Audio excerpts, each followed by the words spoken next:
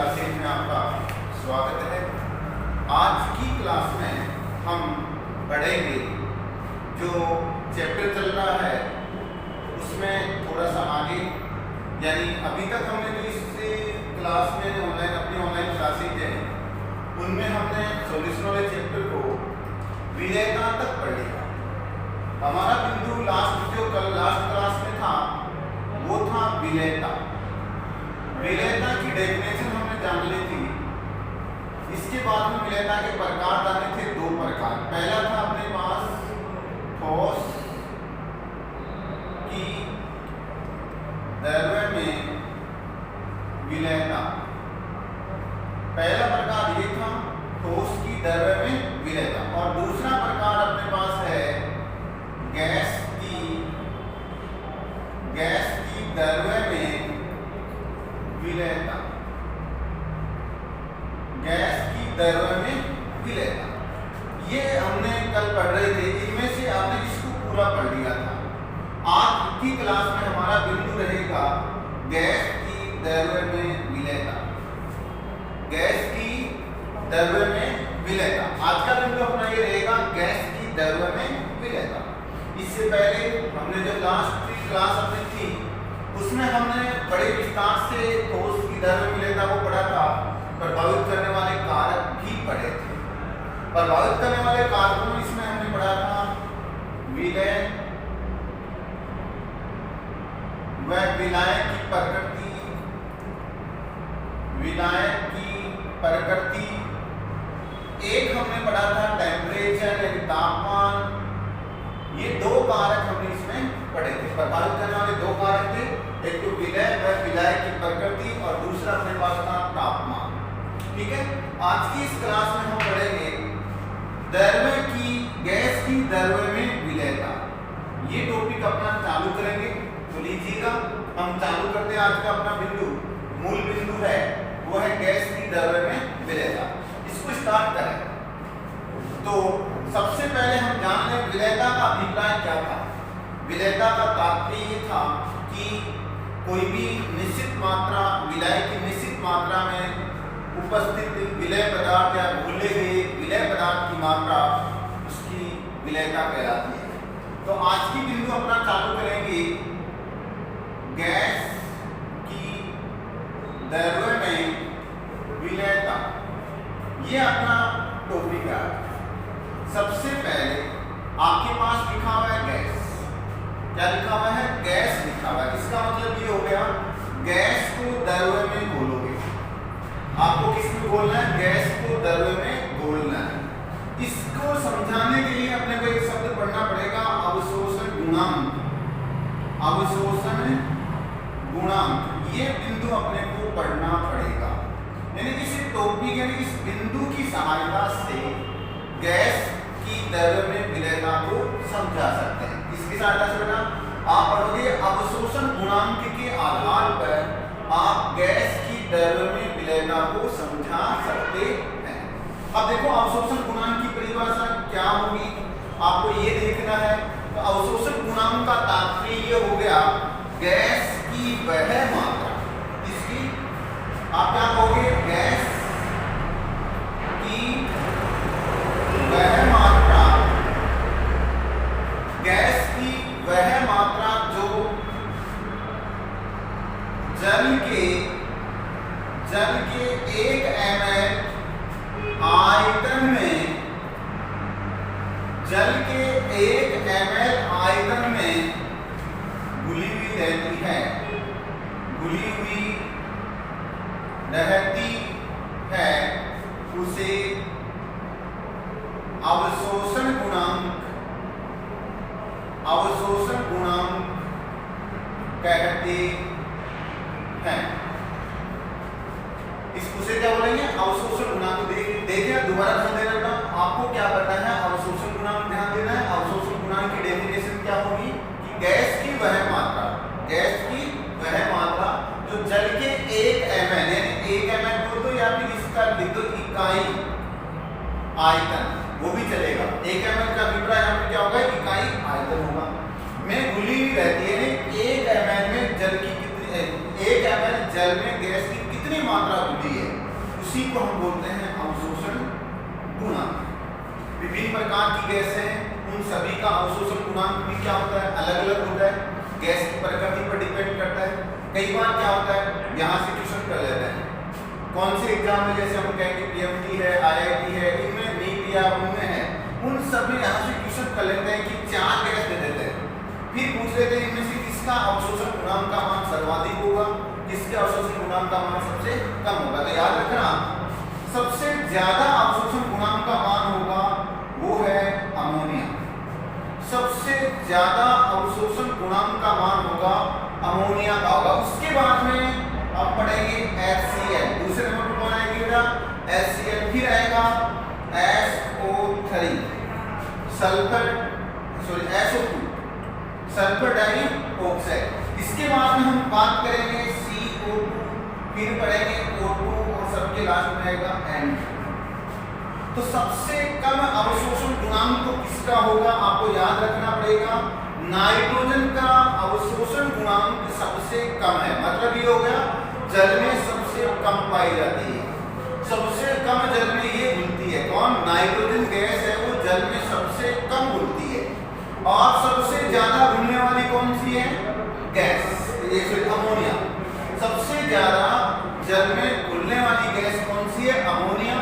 कई दफे क्वेश्चन कर लेते हैं, क्या कर लेते हैं कि ये सर्वाधिक है और ये सबसे कम। अभी थोड़े दिन पहले जनवरी में जो आरपीएससी की एग्जाम लगी थी उसमें भी पूछा गया था कि सर्वाधिक अवशोषण गुणांक वाली गैस है, उसमें ऑप्शन में एक में था NH3 था, O2 था, N2 था, CO2 था। इन चारों में देखेंगे इसकी सबसे ज्यादा अवशोषण गुणांक था। अब इसके बाद में अपने पास आता है कि जल में ऑक्सीजन तो घुली रहती है, लेकिन यहाँ ऑक्सीजन की मात्रा क्या है, कम है, कम घुली रहती है। जितने अपने को श्वसन में आवश्यक ऑक्सीजन है उससे कई गुना कम है। अगर अपने को जितना ऑक्सीजन अपने को जरूरत है श्वसन में, अगर उतनी जल में घुली हुई रहती तो कभी भी व्यक्ति पानी में डूबने से मरता नहीं, क्योंकि पानी में डूबने से ऑक्सीजन प्रेजेंट थी, तो ऑक्सीजन होती तो बराबर क्या चलती, उसकी क्रियाएं चलती, श्वसन क्रिया चलती तो आसानी से नहीं मरता। लेकिन ऑक्सीजन प्रेजेंट तो है जल में, लेकिन बहुत कम मात्रा में। इसका अवशोषण गुणांक क्या है, सबसे कम है 100। इससे क्या है, नाइट्रोजन से अधिक, बाकी क्या है, कम है। ये अपने पास इससे सवाल कई दफे पूछ लिया जाता है, तो आपको आना चाहिए सबसे ज्यादा, सबसे कम। ठीक है, इसके बाद में हम बात करते हैं अवशोषण गुणांक को प्रभावित करने वाले कारक, यानी गैस की द्रव्य में विलयता को प्रभावित करने वाले कारक अपने को पढ़ने हैं। कौन से कारक हैं, गैस की द्रव्य में विलयता को प्रभावित करने वाले कारक। तो दीजिए देखना, एकदम से सिंपल सी बात है, कौन कौन से कारक।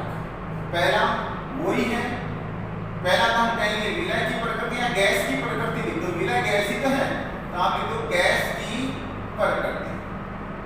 उसके बाद में आप बोल देना विलायक, यानी जल की प्रकृति, और उसके बाद में आप लिख देना टेम्परेचर, तापमान, और सबसे लास्ट में आपको पढ़ना पड़ेगा दाब का प्रभाव। जरा ध्यान देना, ये सबसे इंपॉर्टेंट है, दाब का प्रभाव इंपॉर्टेंट है, क्योंकि इसके अंदर हम हेनरी का नियम पढ़ेंगे।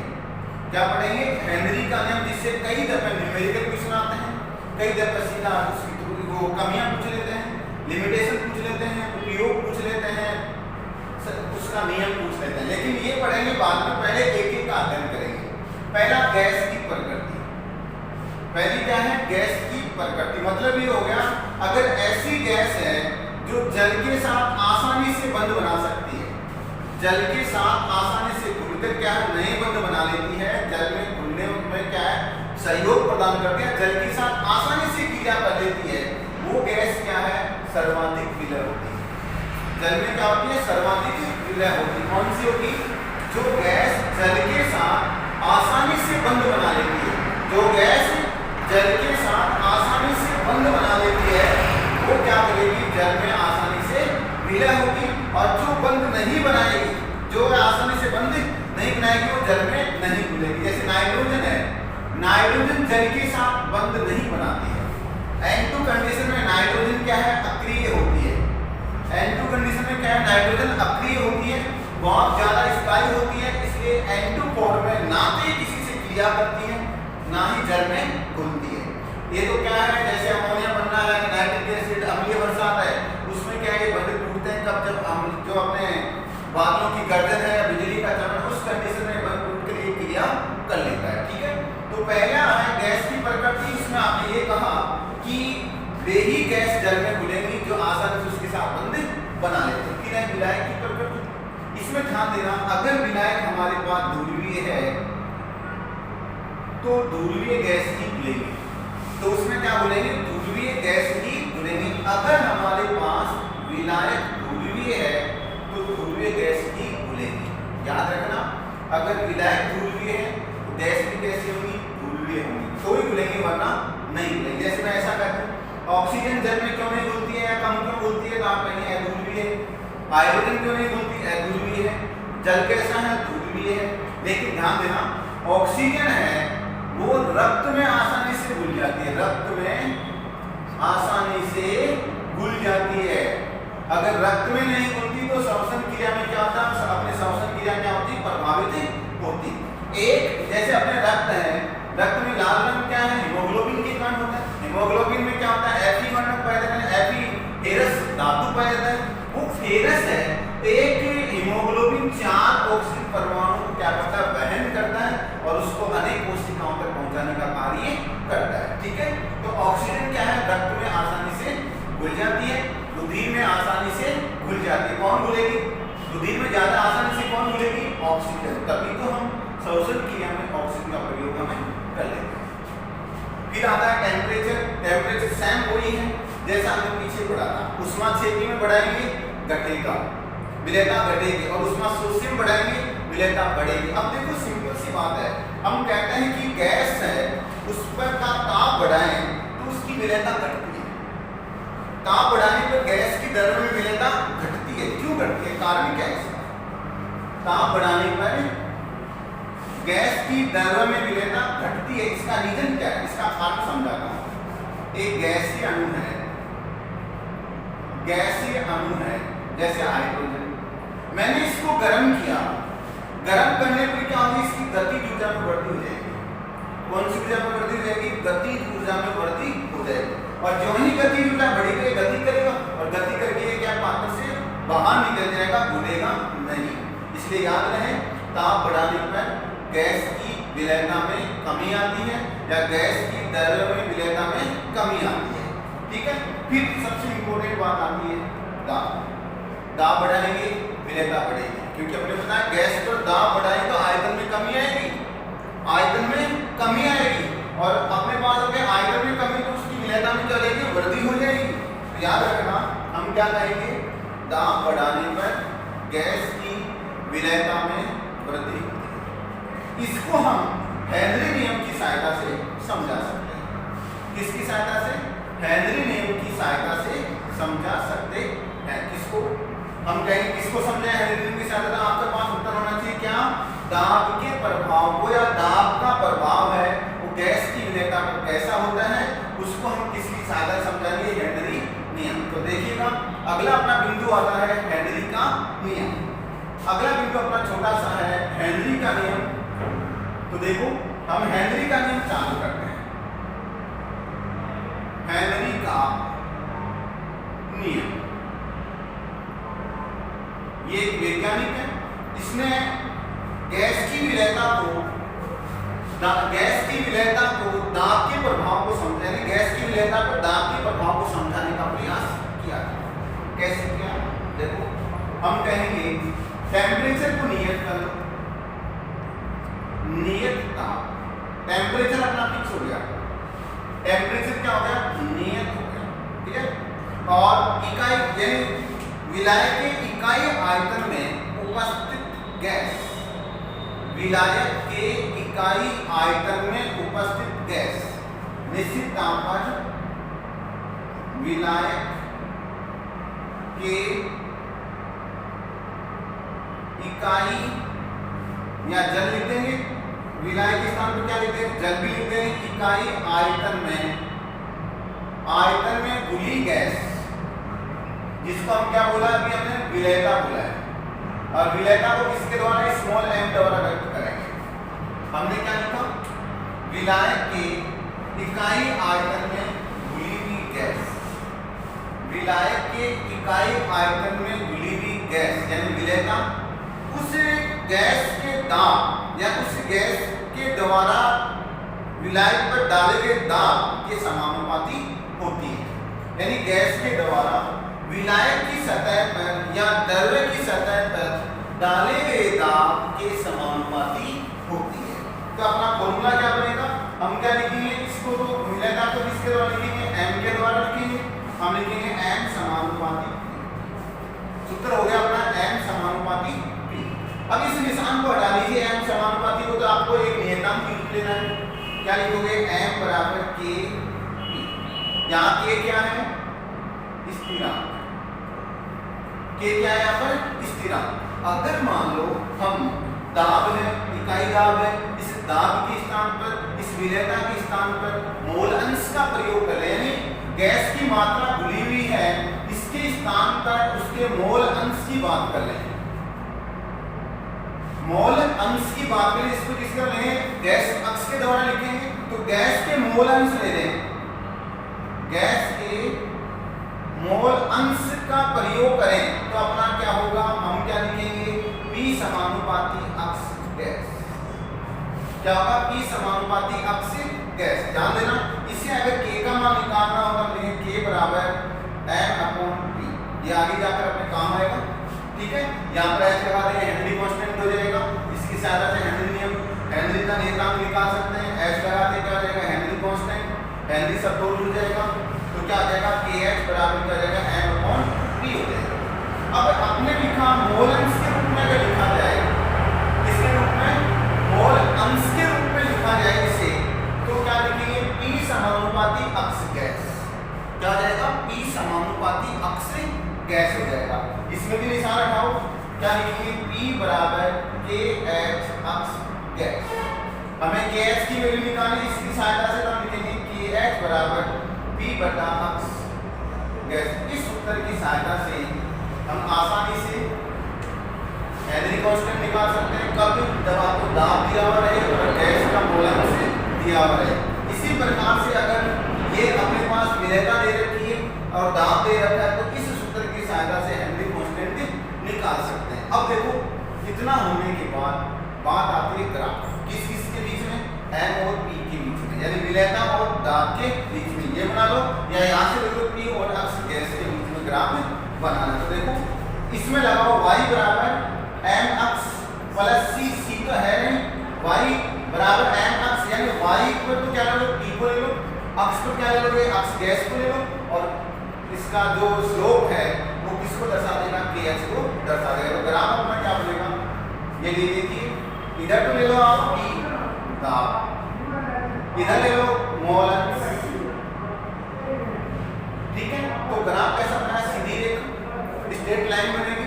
इस स्ट्रेट लाइन का जो स्लोप है, ढाल है, इसको बोलेंगे ढाल, जिसको हम अपनी भाषा में tan थीटा बोलते हैं, वो किसके बराबर होगा, kh के बराबर होगा, हेनरी कांस्टेंट के बराबर होगा। क्या होगा, हेनरी कांस्टेंट के बराबर कौन होगा, kh, यानी हेनरी कांस्टेंट किसके बराबर होगा, ढाल के। ढाल क्या होता है, tan थीटा, tan थीटा होता है क्या होगा, लंब बटा आधार, लंब बटा आधार होगा। इन दोनों का अनुपात क्या आ जाएगा, अपने पास kh के बराबर आ जाएगा। ये अपने पास इसका क्या हो जाएगा, ग्राफ हो जाएगा। इंपोर्टेंट है ग्राफ, कई बार केवल इंपोर्टेंट ग्राफ ही पूछ लेते हैं, कई बार इस पर पूछ लेते हैं, कई बार इसे न्यूमेरिकल हल करवा लेते हैं। अब इतना होने के बाद अपने पास बात आती है कि हेनरी नियम की सीमाएं क्या क्या है, हेनरी नियम की लिमिटेशन क्या क्या है। या मैं ऐसा कह दूं कि अगर हेनरी नियम को आप लोग आदर्श गैस समीकरण पर अप्लाई करोगे, इस पर आदर्श गैस समीकरण पर अप्लाई करो, तो क्या रिजल्ट आता है, क्या आपके पास परिणाम आएगा। तो ये कहा गया कि अगर हेनरी नियम है उसको आदर्श गैस समीकरण पर लगाया जाए, तो जो आयतन है गैस का वो क्या होता है, कांस्टेंट होता है।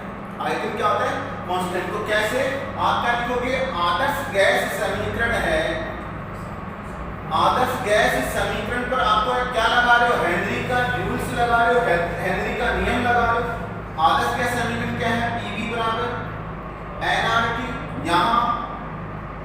n क्या है बेटा, आप लिखोगे मोलों की संख्या। किसके मोलों की संख्या, आप लिखोगे गैस के मोलों की संख्या।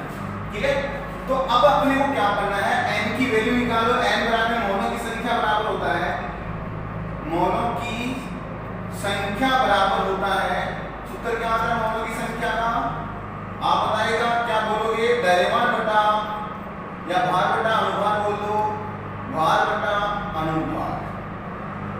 भार को स्मॉल m और अनुभार को कैपिटल M द्वारा व्यक्त कर दो, तो अपने पास इसको क्या लिखेंगे, n बराबर स्मॉल m बटा कैपिटल M।